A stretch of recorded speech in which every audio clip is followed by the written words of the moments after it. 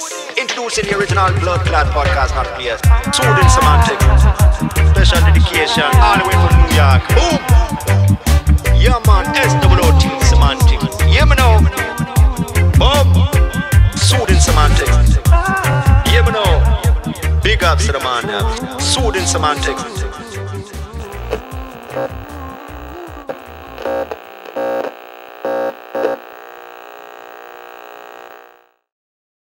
Welcome to the Soothing Semantics podcast. I am your host, Rafi Pinsky. Make sure to subscribe, like, share, leave your comments. We have another real estate episode today with a very cool guest, a very close friend, a mutual friend of Anton Martel. For whoever hasn't seen the episode, make sure to check it out. He is a big investor all across the country, is based in California. And now we have a friend of his, a real estate investor as well, Hayato. Hayato, welcome, brother, to the show. Thanks for coming. Thank you so much for having me on your podcast. Absolutely, man. Absolutely. So, Anton, actually, I was talking to Hayato about this right before I introduced the podcast, the episode, about how I took me some time to get Anton onto the show originally. I had a friend, Alon Avgi, or Avgi, that's how you pronounce his last name, who I was also reaching out to in the beginning. I didn't know Alon at that point either. I saw him on social media and I said, this guy seems really cool. I got Alon on. Then I was able to get Anton on. Both of them, it took some time to follow up. And now Anton suggested that you come on. He sent us, he sent that email, and here we are. So it's just really awesome to see what happens when you're consistent and you start something. It's just, these things make me very happy, man. They're awesome. Yeah, it's amazing. I mean, all the real estate investors, I feel like, are somewhat connected. And so if you have one person, they'll always have another person to introduce you to. And it's such a great network of people. So I'm really glad that I know all these people. Thank you again for having me on the podcast. My pleasure, man. Yeah, it's really funny how this circle is smaller than we think it is. It is. I even noticed that the real estate agents in South Florida, they all know each other or seemingly know each other.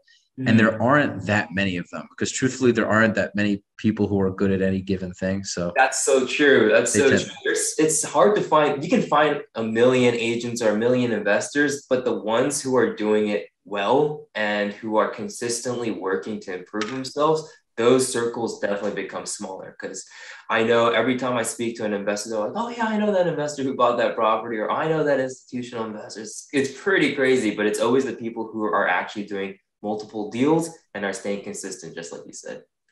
Funny, yeah, they seem to find each other. It's interesting. Yeah. Okay. Really so getting into it, you grew up in Cali? You're a Cali dude through and through? No, so I actually was born in Japan. I grew up in Japan until I was 5. And then I moved over to Singapore, where I lived about 13 years of my life then. And then I came here in California to go to university. Wow. Okay. So how old are you now? If you don't mind me asking. I'm 25 right now. So you lived in Singapore and in Japan for a large part of your life, man. I did. How do you have such perfect English? I went to an American school in that makes Singapore. sense. Yeah. And so, I mean, it took a while to pick up. I wasn't really fluent until I was like 10 years old, probably. But then started picking things up. Was a little, shy about speaking English and whatnot. But once I came to the States, they're like, oh, you speak like any other person here in California. I wouldn't think that you were out of state. So yeah. Yeah. What were you saying? Yeah. It's been what? Yeah, it's been good. I mean, it's a little bit of a culture shock too, when you come from, Singapore and fly all the way to LA. I mean, it's like a 20-hour flight. Yeah. So, it's very different, but the people I met at university and everything was amazing. I met Antoine through the university I went to, LMU, and then I met a bunch of amazing people that I still connect to this day. So awesome, man. And I know Singapore is one of the cleanest places in the world. So I imagine when you came to LA, you were a bit disappointed. Cleanest, safest, but I mean, there's a lot of rules there. So it's very strict. You can't really do too much. I mean, it's a lot more free, I would say. It's different for sure, but it is one of the cleanest and safest places in the world. Wow. Yeah, you can't have gum there. I mean, I think I can survive with that rule, but It's interesting. I know, Okay. I would buy some here and I would sneak it back in Singapore and sell it, like sell gum and candy at school and stuff. Really? Oh yeah. You could probably really mark that up though, right? Oh, Because you could. Oh yeah. man, it's so funny. That's literally like transferring cocaine over the border, like for them, oh my I God, gum, know. they're sitting there in the janitor's closet, just chewing on it quickly. They're I know. give It's me a pretty piece, crazy. bro. It's crazy. Yeah. Yep. So, how did you get into real estate investing? How old were you when you started, and what was your first project? What was your first property? Yeah, that's a great question. So I started my company 2 years ago called Rocket Offer. And before that, I had no knowledge about real estate. I never did anything related to real estate. And so I was in university before then. And I started a lot of businesses. I was doing like e-commerce. I was doing retail arbitrage. I was flipping stuff on eBay, going to Goodwill, all those kind of things. And I was figuring out what I wanted to build as a business. And after college, I got a W-2 job and I was working at a company called Hyperloop Transportation Technologies. The tube, for people who don't know, it's the idea of tube travel that Elon Musk kind of came up with. And so you take out all the air in the tube and then you can go like, you put a maglev train in there and it can go at the speed of sound. So it goes really, really quickly. Theoretically, it can go from like LA to San Francisco in like 30 minutes. So that's where I was working prior. And I loved the people working there. I loved working there in general and I loved the idea. But I always found myself after work from like 5 to, midnight, I was figuring out what I wanted to do. And started a lot of small business on the side. Can And I quickly interject? Yeah. Hold the thought. The fact that you did that at such a young age. So I'm a realtor, which I'm sure you know, and I have my podcast. So it happens to be that both of these things I love, and both of them they're not 9 to 5, so that works for me. Mm-hmm. But whenever I hear somebody at a young age that had their regular job but found time after 5 to hustle and do those other things, it's so important. It's just so important. So every time I hear someone's doing that, I get very excited because you're starting young. You're not waiting until you're 45. And even at 45, it's not the end of the world, but it becomes so much more difficult with kids and a wife and all these bills and expenses and debt. Exactly. And that's exactly my train of thought too, because I was like, once I start having responsibilities, I won't be able to do this. Right now, I'm risking only me and my time and my money. Yep. And it's not that much too. I'm like 21 at that time and there's not much for me to risk anyway. So I was like, I'm just going to go all in and see what happens. And so I was rooming with Antoine at that time and I saw him build out kind of his real estate company while I was there with him. So he was doing, 0 to 1 property a month. And then now he's doing like 10 properties a month. And so I started getting really intrigued in the real estate industry. And I was like, hey, what's the biggest problem that you face? And he was like, dude, it's really hard to find good deals. And people are always going to be looking for really good deals in real estate.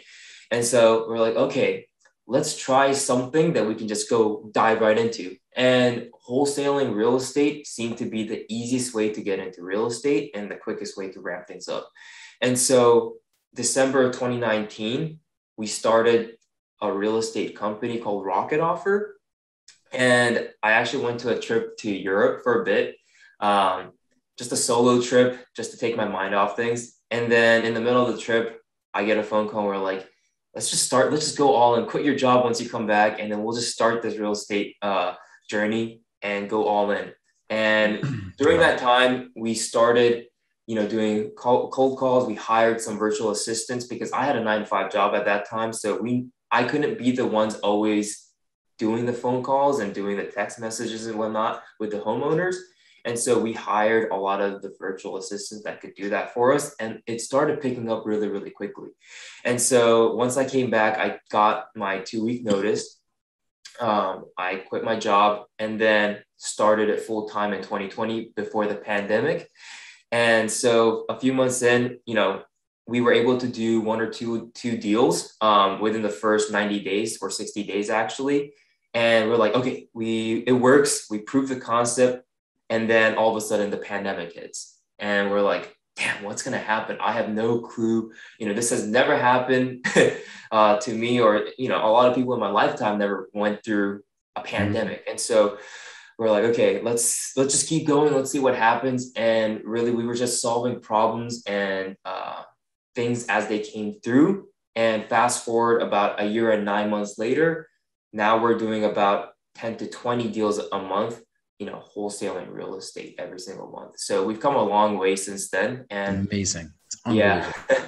And we're trying to continue growing. And we're mainly in the Midwest market. So we're in Cleveland, Ohio, Memphis, Tennessee, St. Louis, Missouri, and Detroit, Michigan. And the reason why we're in that Midwest market is because people that live in California or LA like me, like when I wanted to first invest in real estate, I could not buy anything in California or LA because it's just so expensive. I mean, the minimum that you need to be able to spend is $750,000 for a home that's not even worth it.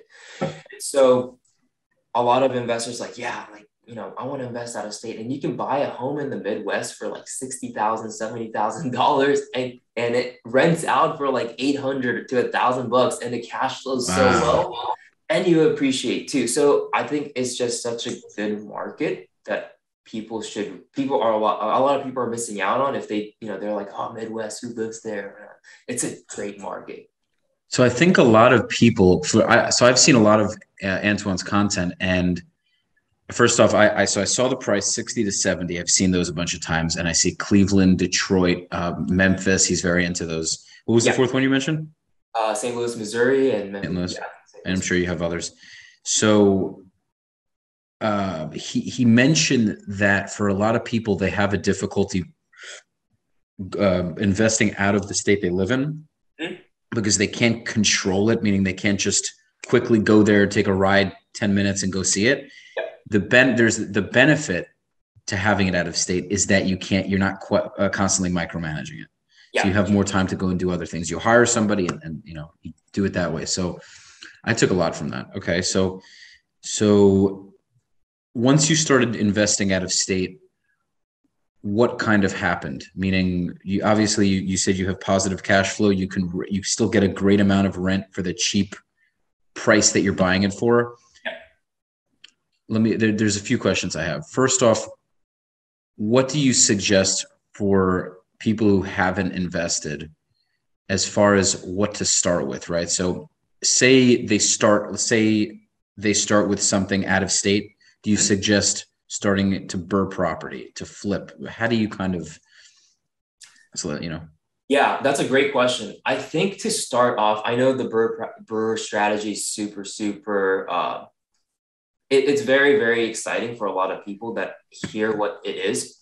For those of you who don't know, it's buying it, rehabbing it, renting it out, and refinancing it. And so essentially you take all the cash that you put in, ideally out of the property at the end, and then go ahead and put that money into the second property and third. I think the burr strategy is great, but there's a lot of involvement needed for a first-time investor. So they would need to then rehab the property, then they would need to put a tenant in there, and then they would need to get it refinanced. And that's the scariest part too, to see if your property is going to get appraised at the value that you want it, and you're even going to be able to take out all your money out. So for a new investor, I think that might be a little bit tricky. And also maybe fix and flipping, it can be a little bit tricky as well. So as a very first property, I think if you don't have the time, if you don't have the resources, I think the best way to get your feet wet in real estate is just to get a rental first. And then you'll start to see, okay, this property cash flows, property management does everything for me. I see how it works. They run all the numbers.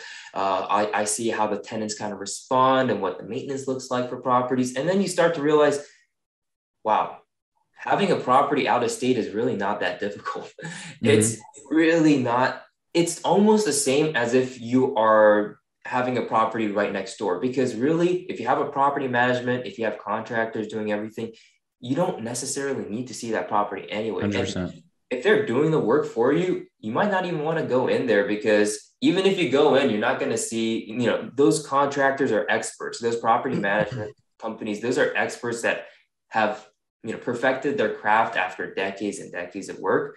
And if I'm just going in like, yeah, it looks good, but not really knowing if, oh no, the contractor picked out a little crack here that needs to be fixed. Like, I wouldn't be able to pick that out. So I'm relying on their expertise to tell me what's wrong. And if that's the case, it really doesn't matter if you invest out of state or in your state. That's my thought.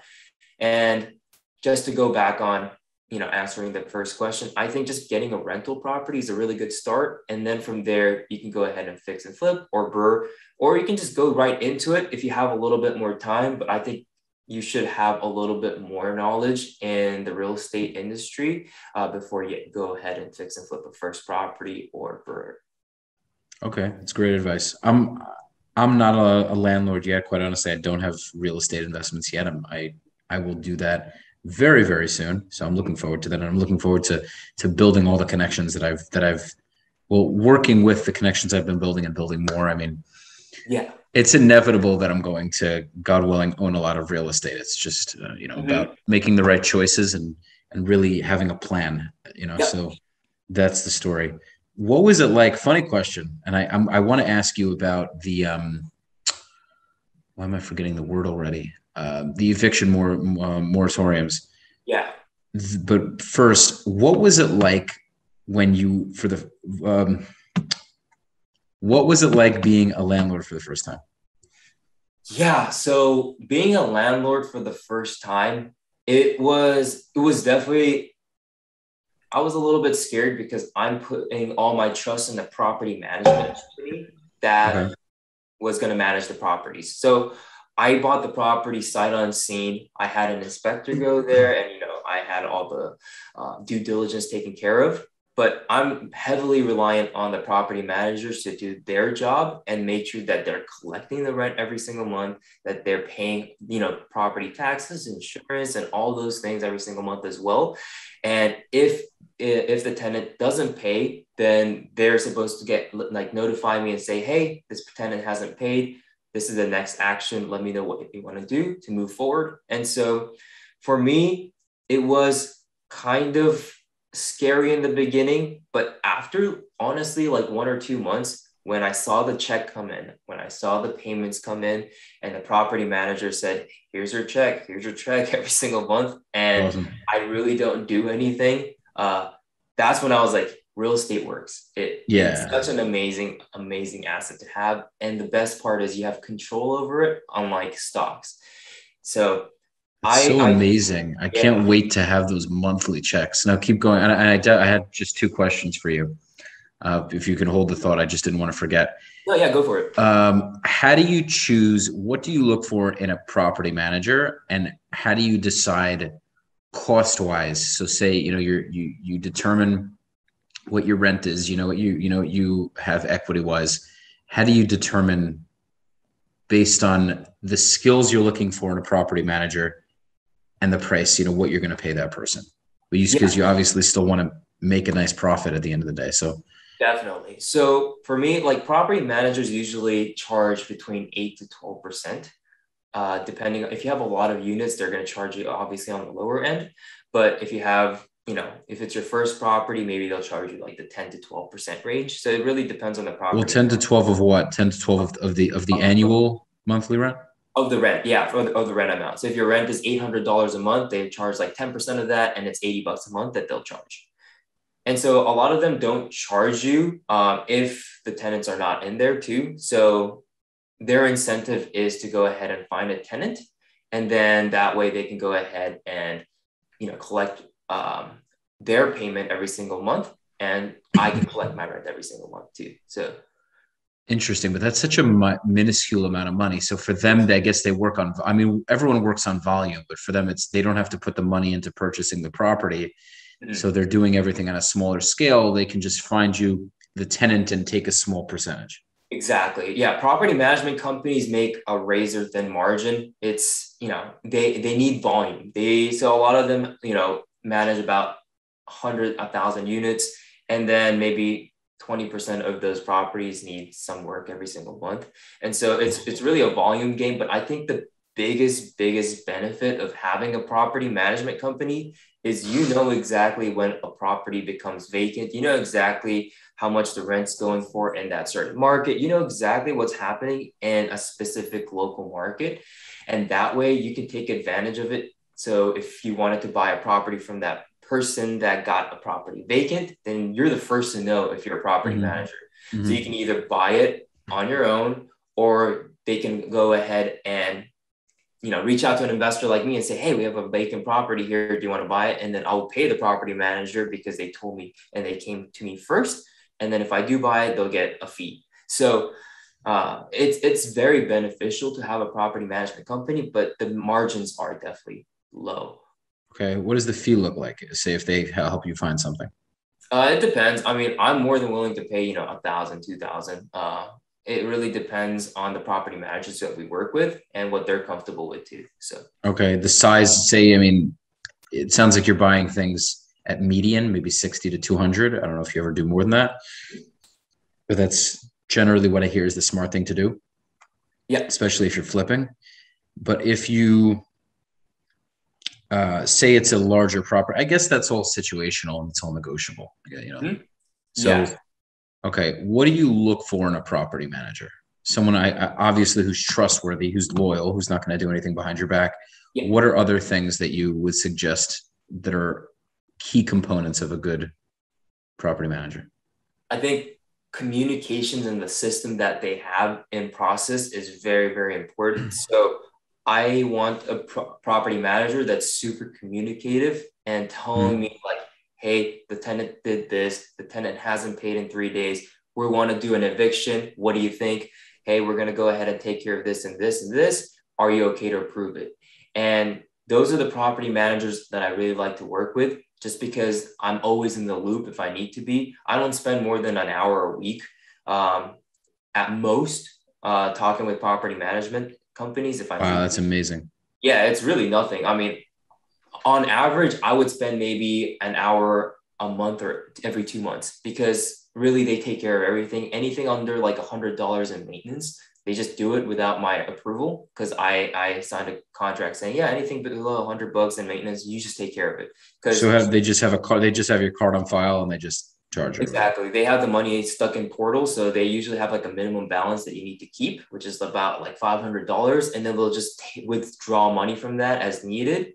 And, make sure that the property is in the condition that it needs to be in. So I think that's really important. I think a property manager who also knows the market really, really well is really important, because they can come to you. All these people are essentially partners, right? Like I really value the property managers, even the lenders and contractors and sometimes real estate agents that we work with as well. All of these people I consider as partnerships, and it's really, really important. And so having a partnership like a property management company, and if they know the local market really, really well, they can tell me, hey, rent is really going up in this zip code. You might want to buy properties here. Or they might come back to me and say, oh, this zip code is really, really hot right now. A lot of homes are selling at a really good price. Easy to get tenants. We get 30 applications a week. You should go ahead and try getting a property here. And you can really bounce off ideas with them. And if I wanted to buy a property in an area that I'm not really familiar with, then I can go to them and say, hey, what do you think the rent's going to be here? And then they'll literally tell me, oh, it's going to be $850 once you renovate it. And so it's such a strong partnership, and they can go ahead and refer you to all these things. So for me, a good property management company can do all of those things. Okay, awesome. That's fantastic. So now, so you have your property managers in place. You do very minimal work on your rental properties, which is exactly where you want to be. What then? So we were kind of talking about how you started. Where are you planning to go in the next, say, couple of years? I know we're jumping from kind of the smaller details to the longer future details. Are you looking to eventually buy larger buildings? Are you looking to expand that way, or are you interested in, I guess, smaller rental properties? I don't know exactly what you have, so that's why I'm asking. Yeah, so my goal is to grow my company as big as possible. I do want to be nationwide. So I want to be doing hundreds of deals a month. That's really the goal with Rocket Offer. For my personal portfolio or goal, I would like to continue growing and keep buying rental properties. Right now, I really do like single family homes just because I know a lot of millennials nowadays, there's a statistic saying they prefer single family homes. And I think people do because especially with the pandemic, a lot of people are now getting to work from home. They want a bigger space to get their work done at. And so, they want multiple rooms, they want multiple bedrooms, they want an office at their home. They just need some space in the home, especially if they are, living with their family or if they're living with their siblings. It's just space is needed. And so I really do like single family homes.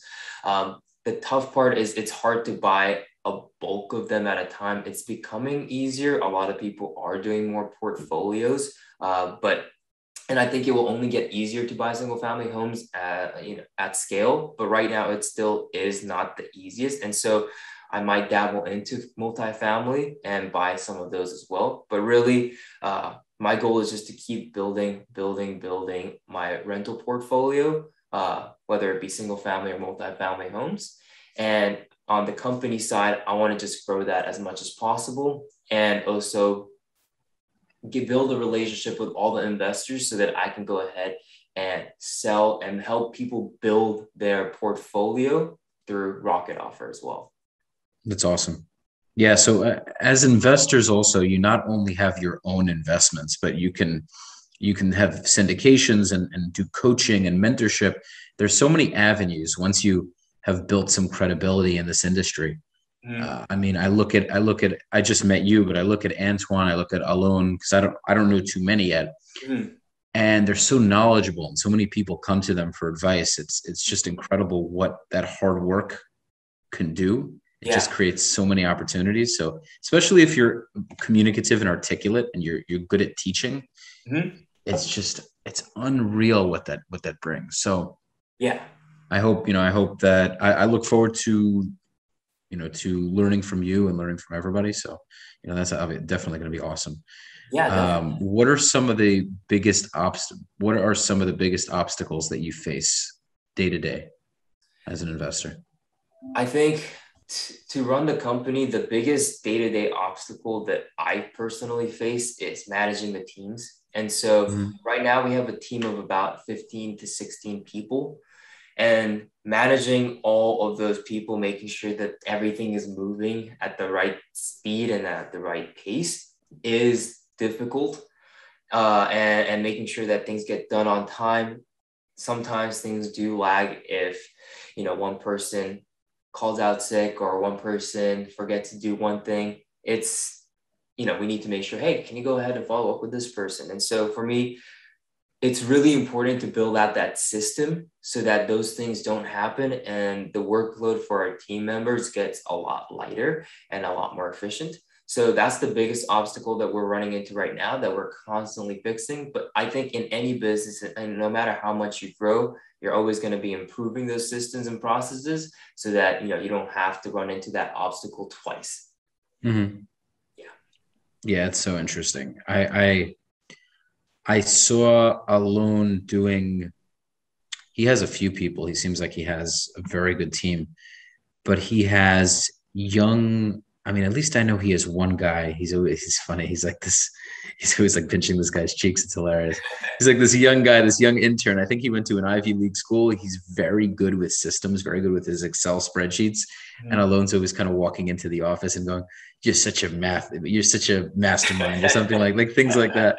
I'm going to make sure that Alon listens to you. You know Alon probably, or you know of him. Yeah, I believe we're supposed to be going on like a meeting too very, very soon. Awesome. Okay. Yeah, he's great, man. He's great. So yeah, he always videos his shenanigans in his office. It's always entertaining. So yeah, you should check it out if you never see it.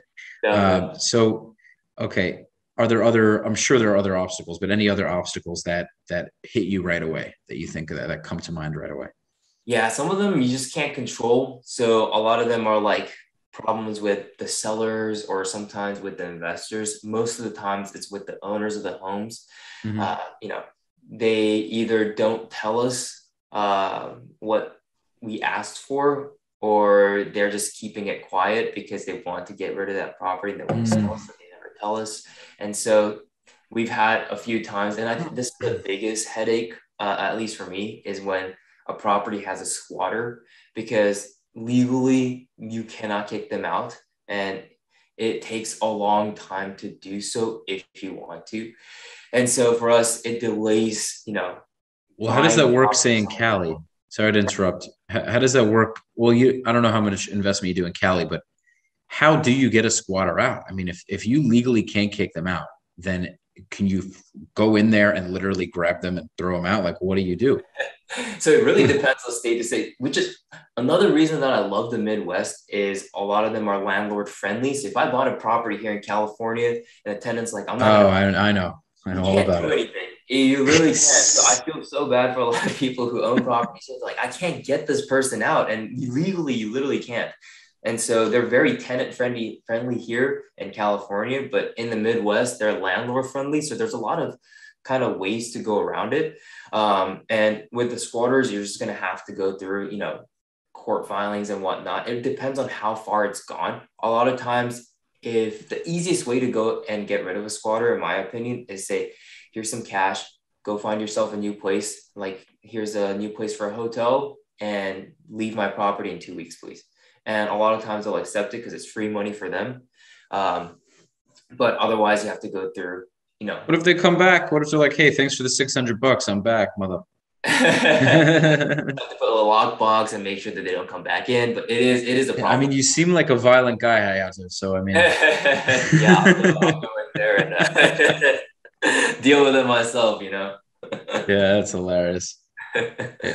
I would have a really tough time with that, man. Like, yeah, I would have a really tough time with that. And how do you live in Cali, man? I didn't ask Antoine that, but with all these restrictions, with all these, especially as an investor, I mean, if you have investments in Ohio and Detroit or whatever, then fine. But just the taxes you have there, you're clearly a smart guy, so I'm sure you figure out plenty of tax breaks. But even then, man, I mean, just the homeless population, the taxes, everything.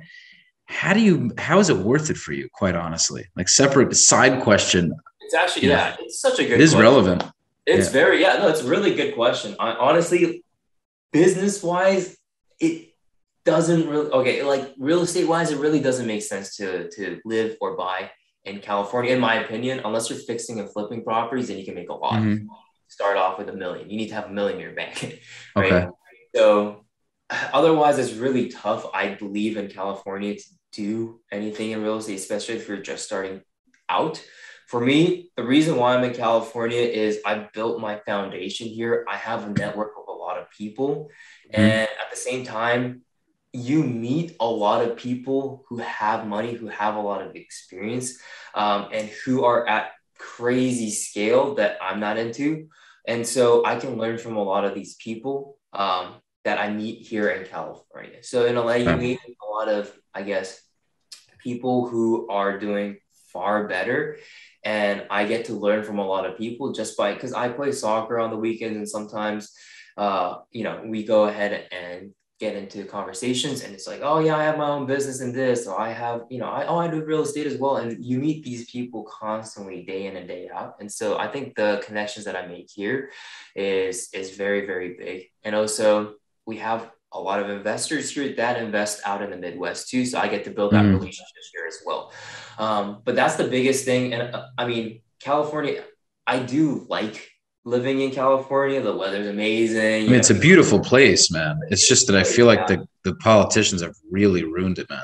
Yeah, not to say that it has no worth whatsoever, especially if you're wealthy. I mean, listen, you got money there, then you're fine. But I personally wouldn't buy anything here. I rent my place. I think if I do live in California, I'll continue to rent. But you never know. I might move out to different states eventually I would like to go ahead and travel the world, kind of, hop around every 2 months, and my job or my company allows me to do that. I get to work from anywhere.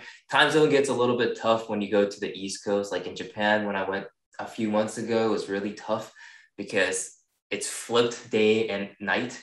And so I would do nighters, but that's why you have a team in place so that they can get, a lot of the work that you need to get done for you too. Right. And so it is possible, but I think I want to stay more in, the North American region, maybe South America as well. Mexico is always fun too. So I think I want to do a lot of traveling around as well, which is the goal. But for right now, I'm headquartered in California, and I don't intend to leave yet, but you never know. I mean, I went to Florida last time. It was super fun too. So yeah, if you're here, let me know. It would be awesome to meet in person. I'm in Aventura, which is North Miami. So really not far from Miami Beach and all the main areas. So awesome. If you go to Fort Lauderdale Airport, I'm 15 minutes away, and would be really, really awesome to really. Yeah, we should definitely link up when I'm there. That'll be man. Let me know. Be in touch. We have each other's numbers. So we're discussing squatters and evictions. As you mentioned, as we know, Cali's not very good to landlords. So say you're not investing in Cali, say you continue to invest in the Midwest. What has that been like? Say, I'm sure you've had your fair share of evictions. So what was your first one? I'm curious. What was your first one like? And now compare that to where you are now and how you handle it. Like, what have you learned along the way? And say, you have to evict somebody. How do you handle it better and differently now than you did when you first started? That's really good. So personally, I like to think of myself as, I always like to think that there's better people out there. There's smarter people out there who can just do it for me. That's kind of my mentality and my mindset. There's always someone better who's going to do it better than I can. So my first eviction, and that's why I think a property management company is so important, and having a good one is really important. They reached out to me and said, hey, this tenant hasn't been paying for 6 days now. It's been overdue for 6 days. Do you want to go forward with an eviction? And I said, yes, please take care of it. And honestly, wow, 6 days? Yeah. And they took care of the eviction process. Now, the eviction process took about 30 to 60 days. And so it does take a while, but I didn't have to set foot, or I didn't have to show up in court or anything. They literally took care of the entire eviction process, and I didn't have to deal with it. So for me, I always try to leverage someone else's expertise and have them do it. And that's why I think the relationship building is so important, because they can go ahead and do all those things for you.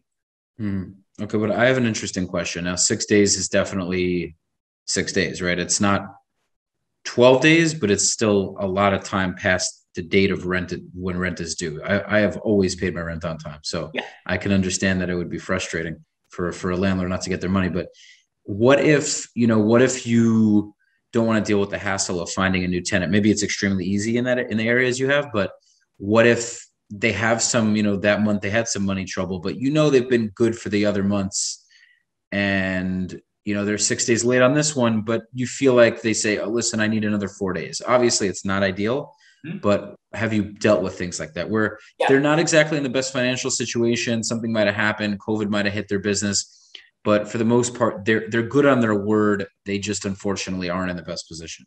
Yeah, I definitely dealt with something like that. So for that tenant, actually, I don't want to evict anyone. That's the last thing that I would want to do.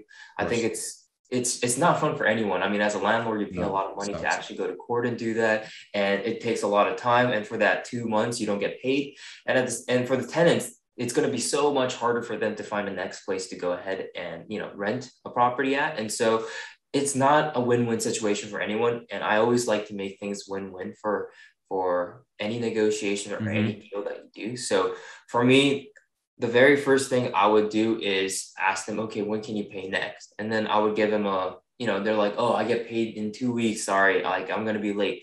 That's totally fine by me. I really don't care.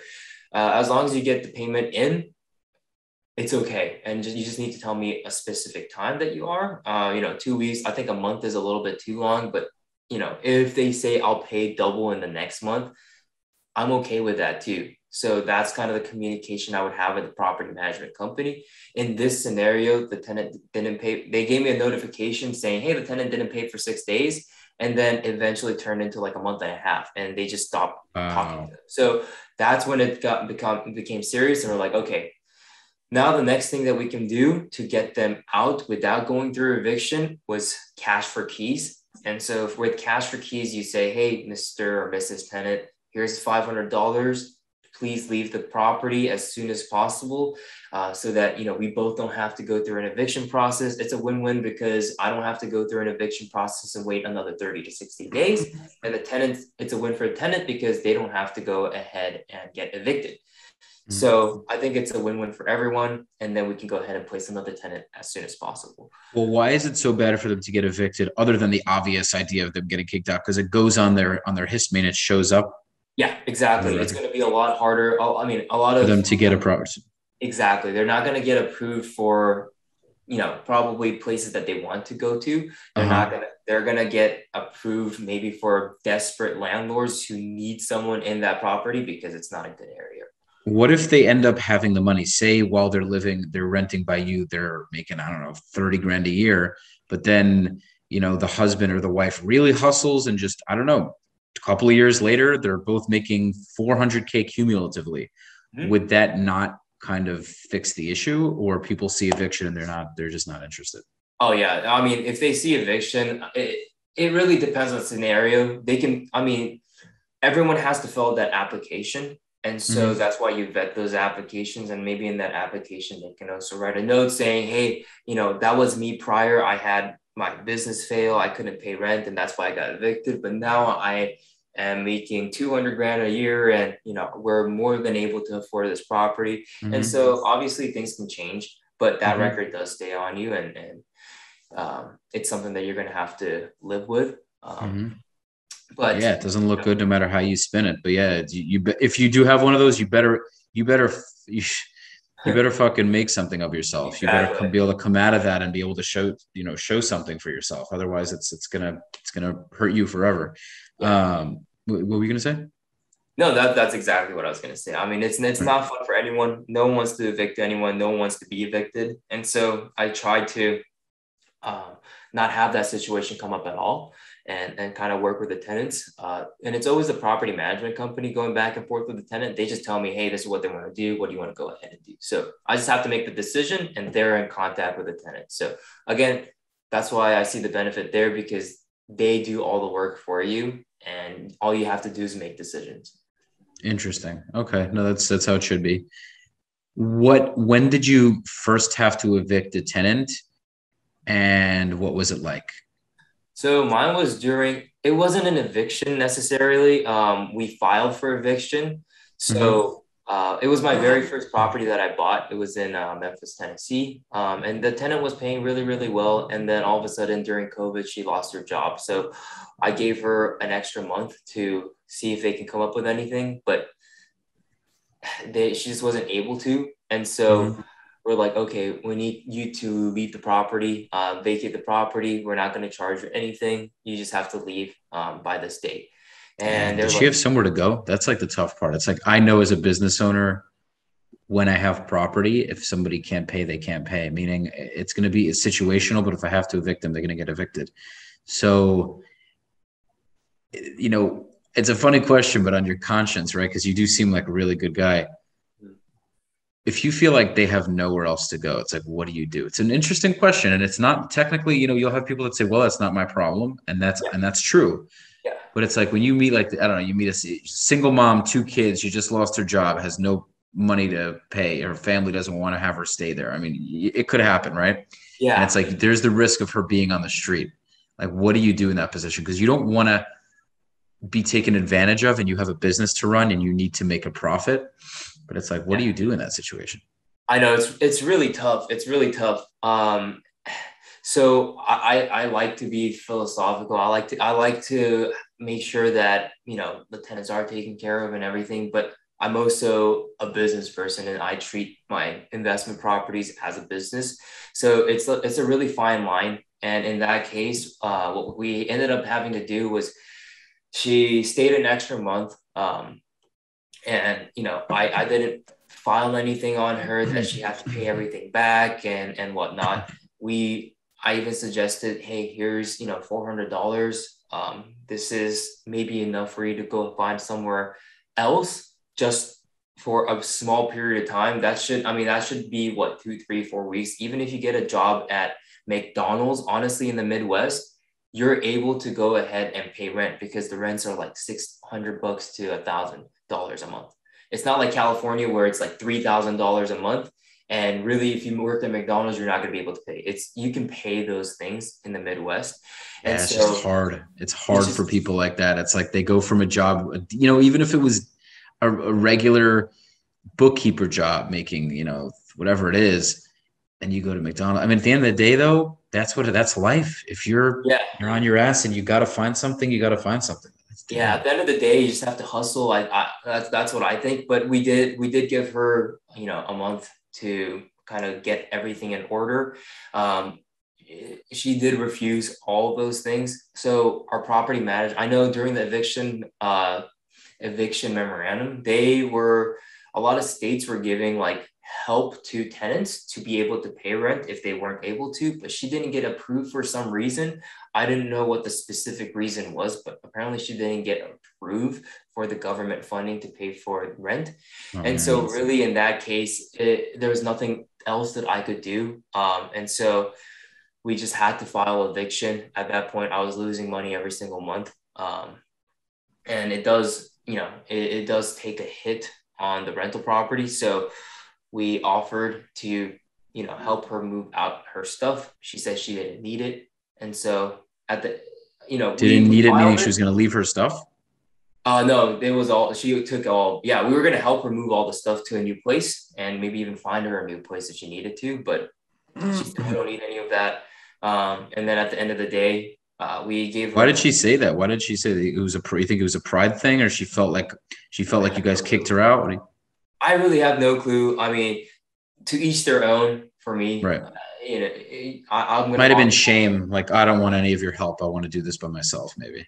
Yeah, it could be. I gave her everything that I thought I could offer it, but at that point, I needed her just to vacate the property. It was losing money every single month. It's you were a lot nicer than a lot of other landlords would be, man. So, and I respect you for that. It's a tough predicament, man. It's really tough. Especially, especially during COVID, it's tough. It's tough. And so I did what I thought I could do. And at the end of the day, she did leave before we actually had to go to court with evictions and everything. So good thing is she didn't get evicted. We didn't have to go through the entire eviction process. And apparently she did find a place that she could afford and stay in. So it was kind of a win-win for everyone. But now what we did with the properties, once you vacated, we put some money into it to rehab it. And then I actually sold it because the property appreciated a lot in value. And so that's what I ended up doing. And I'm going to use that money to then buy more properties. Okay. All right. Fantastic. Now, moving on from evictions, just some questions on rental property in the different cities that you say Memphis, Detroit, or Ohio, Cleveland, whichever parts of Ohio. What are some of the differences you experience in those cities? And what's some advice you can give? Like, kind of maybe here, a few questions. What do you prefer in terms of cities? Do you have a preference? Do you like Memphis the most? Do you like Cleveland the most? Do you like Detroit the most? And, just some advice on what to look for in a property, say a single family, 60, 70, 80K. The floor is yours. Yeah, great question. So personally, honestly, I like all of those cities. The reason why we're in those cities because I like all of them. I have a few rentals in Memphis. I have a few in Cleveland. I think I'm going to get a few in St. Louis or Detroit, whichever one, comes first. So I like all those markets, and those markets are really, really similar in terms of price range, in terms of rent, in terms of job growth and population growth. And so that's kind of why we're in those markets. And a lot of investors like to invest in those markets because they're so similar. So, for example, all the properties that we get they range anywhere from like 30 grand all the way up to maybe 150. I don't see anything going too much above that. There are small pockets in all those areas that go above 150K, but that's the kind of price range that we always have those properties at. And then the rent is very, very similar. All of them rent for anywhere between like 500 all the way to like 1,500. Depends on the property, obviously. And then very strong employment there too. So like there's FedEx headquarters in Memphis, and there's like Amazon moving into Cleveland, and a lot of healthcare business in Cleveland as well. So all these markets have strong employment from big employers that I don't see going anywhere. Like I don't see FedEx going out of business anytime soon. They're shipping more things than ever. Everyone's ordering online, so their shipments are just crazy. Healthcare is never going away. People always need that. And so, well, healthcare is going to be going up a lot more because everyone's so sedentary. It's like the world's been made, it's so small and so easy now. People work from home. They order from home. It's like in a few years from now, people will not need to move out of their bed. Exactly. Yeah. It's amazing, but it's also very, very dangerous. It's dangerous. People need to get off their asses and work out. They need to leave the house, because that can present a whole new set of problems. So with all this convenience comes a lot of potential negatives. People need to make sure they're still active and they're still getting fresh air, because that cabin fever is a serious thing. So it definitely is. I don't know if you saw the movie WALL-E, the Disney movie, but they're all like sitting in that chair and people are like bringing them stuff. They never move once, and it's honestly coming close to it. And so I'm really curious if these things get automated, it becomes so efficient. These things become efficient and automated so that people can free up their time to do what they want. But if they spend the time at home, like watching Netflix and stuff, then I don't know if that was actually productive. 100%, dude. That's why you just, I love that you said that. It's so true, man. That's what you have to take the positives and do your best to leave the negatives. And it's hard because, for instance, cell phones, you can make millions and millions of dollars with this device. Yeah. But you also have to be able to shut off from it. And I can say very honestly, sometimes I really spend too much time on the damn thing. Yeah. And that's the problem. So yeah, so I didn't want to kind of go too off on a tangent. But you were telling me about the new companies coming in. Amazon and FedEx is always doing business. So what it sounds like, because you mentioned that rents are going from 500 to 1,500. It seems like there's a high level of predictability in these areas, right? You can kind of determine where things stand price wise. Yeah. I mean, especially with the property management companies and the partnerships we have there, we know, okay, rent's going to go for about this much, and then we can go ahead and sell the property for this much. Actually, one thing that I would like to say about the Midwest market, so they're like, well, California, like, let's say you buy a home here and it's like 700K, and then in 3 years it appreciates to $1 million. So you got 300K of equity, right? Which is amazing. I think that's great. And I think that is, one way to make a lot of money. And I know a lot of people who have made a lot of money that way, which is great.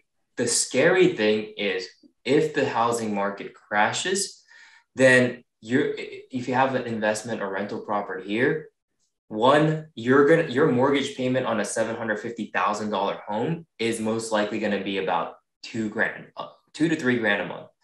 And so if you're paying $2,000 to $3,000 a month out of pocket, if you're not making, $100K a year or more, that's a big hit for you, especially if you don't have a tenant.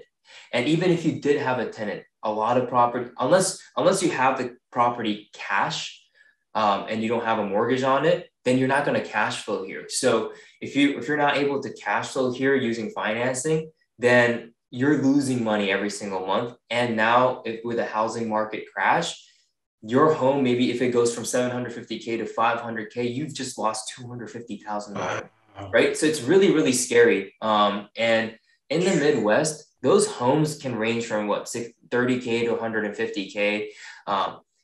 Even if the housing 30K house, what is the heck can you 30K house are they do they actually have room to sit in them? Oh yeah, they had 3-bed, 1-bath, 1,000 square feet. How many square feet? Yeah, you can find them. 3-bed, 1-bath homes, 1,000 square feet. You can find them. 1,000 square feet for $30,000? Yeah, you can find them. Yeah, it's yeah, but you probably have a serial killer living next door. I mean, a lot of them you do have to do a lot of renovations to it. You might have to put 10-15K on it, but it's still $30,000. Nothing. It's yeah, amazing. Yeah, it's amazing. I'm from New York, man. I grew up in New York. I moved to Florida to South Florida 2.5 years ago. I mean, you get a mouse hole. Yeah. For $1.2 million. Exactly. You don't have a driveway. You don't have a lawn. If you have a lawn, it's this little patch of grass. And because you don't have a parking lot and there's this alternate side parking, what people will do, they'll remove their little patch of grass just to get their car onto their property so they don't have to look for parking.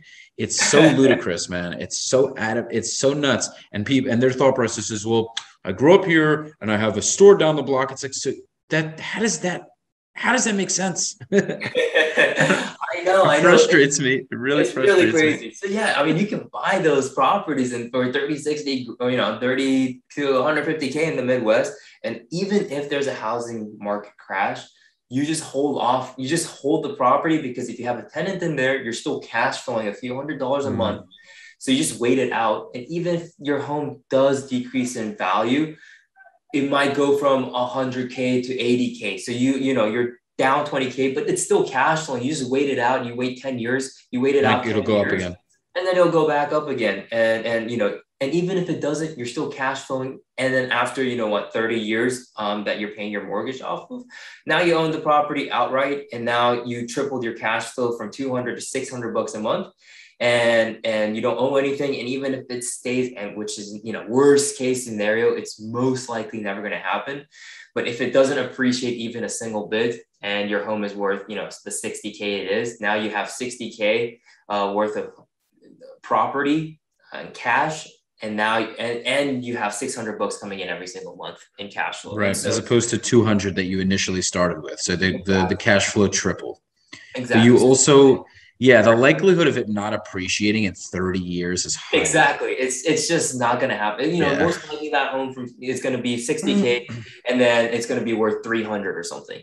So that's more realistic than it not appreciating at all. Right. That's the moral of the story. Like you can mitigate risk by having properties out there because you can, if I owned a home here, I could very well foreclose on a home because I can't pay that mortgage anymore. The mortgage on my rental properties on average in the Midwest is about $400, $450 a month. No matter what happens to me, I can pay $450 a month. And, with the same amount of cash that I would put into one home here in California, I can buy 5 or 10 here out in the Midwest. So you're mitigating risk and you're diversifying at a simple level. You know that if you have properties in different areas, no matter what happens to the market, you can always rely on certain properties to do the work. No matter what happens, some of them you might have an issue with a few of them, but a lot of them are going to be fine. So I would always rather have 10 properties than one, because if if I have one property and that person's not there, then I'm screwed. I don't have anyone paying. But if I have 10 properties and then, 3 of them are not paying, I still have 7 other paying tenants that can cover for the 3 people that are not paying. And then I'll still be able to cash flow with the same amount of money too. So that's my philosophy. That's my concept. And that's why I do love the Midwest market so much. Yeah. I mean, Cleveland is the mistake on the lake, but otherwise it's fine. I don't know if you've heard that. Have you ever heard that term? That's the first time I heard of that, actually. Yeah. I saw this a little while ago. One of my closest friends is from Cleveland. So, oh, really? I always make fun of him. Like, I don't know what you think is so special about this little city, but he's he loves it. He calls it Believeland. He's all about the Cavs. He's always repping Cleveland. He's always got like tags on his backpack. He's like the biggest Clevelander you'll ever meet. It is a fun city. It is a They fun call city. it. I went there and I don't know. I didn't think it was so exciting. We went to see a comedy show, hilarious guy. But yeah, it was cool. But I'm from New York. I mean, I don't know. I Oh can't yeah, really I mean, compare. you can Can't compare compare to it. New York, Miami Beach. Even Miami. Yeah, you can't compare the Cleveland to these cities, man. It's different. It's It's just not the different for same. sure. Yeah. So, that is the story. So Hayato, thank you so much for coming on. You taught me a lot about investment today. So I'm going to really push a lot of my friends to see this episode specifically because we really went into a lot. And I'm stoked to get into this. Quite honestly, it's just as a new realtor, I started a year ago. I need to see constant income before I Yeah. go and do that Yeah. because I don't want to just dip into money that I have. I want to be bringing in a steady monthly income because I'm on commissions. So I want to bring a steady monthly income and then be able to use a bit of that towards investment. So I'm beyond ready to get it to make it happen. I just have to be patient. So, Yeah. when that does happen, man, I can't wait to get in contact with you because, even when I know Alone and Anton, I don't know if you were with them, but they went to some of these Midwest cities. They literally hopped on a plane, got in one of these vans, and a bunch of them were just going around touring property. Mm-hmm. I would really love to do that. So I'm really looking forward to doing that. Yeah, it's always fun. It's always fun to go ahead and tour properties. So let me know. I'm more than happy to help, and anyone I'm always happy to help with anything that you guys need. So thank you, man. Thank you so much. So I will drop all of the links to your content. I'm going to have my editor put the links in the beginning of the episode, hopefully in the end as well. And dude, let's be in touch and look forward to speaking with you. Yeah, sounds great. Thank you so much for having me on the show, Rafael. I really appreciate it. And again, if I'm in Miami, let's link up. And if you have any questions, feel free to reach out. Absolutely. Call me Rafi, by the way. Rafi for short. Rafael. Yep. Gotcha. All right, guys. Make sure to like, subscribe, and share. Make sure to check out Hayato's page and all of his websites. So we'll make sure to put all that in. Until next time, guys. Stay tuned.